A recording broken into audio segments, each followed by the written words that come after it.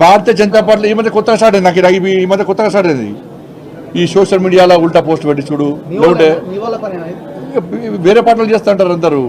చంద్రబాబు నాయుడు గారు లేకుంటే ఇంకో నాయకుడు చెప్తే అధ్యక్షుని పెట్టేటటువంటి పార్టీ భారతీయ జనతా పార్టీ కాదు.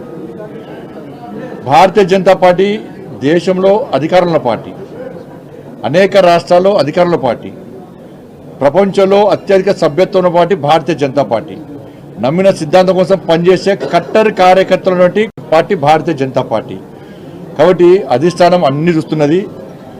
ఎవరైతే పార్టీకి వ్యతిరేకంగా వ్యవహరిస్తారో ఎవరైనా ఇప్పుడు పెట్టలే సోషల్ మీడియా ద్వారా కానీ ఇతరత్ర వాళ్ళకున్న మీడియా సాధనాల ద్వారా కానీ పార్టీకి వ్యతిరేకంగా, పార్టీ అధిష్టానం నిర్ణయించిన అభ్యర్థికి వ్యతిరేకంగా ఎక్కడ ఏం చేసినా కూడా పార్టీ చాలా సీరియస్గా వ్యవహరిస్తుంది.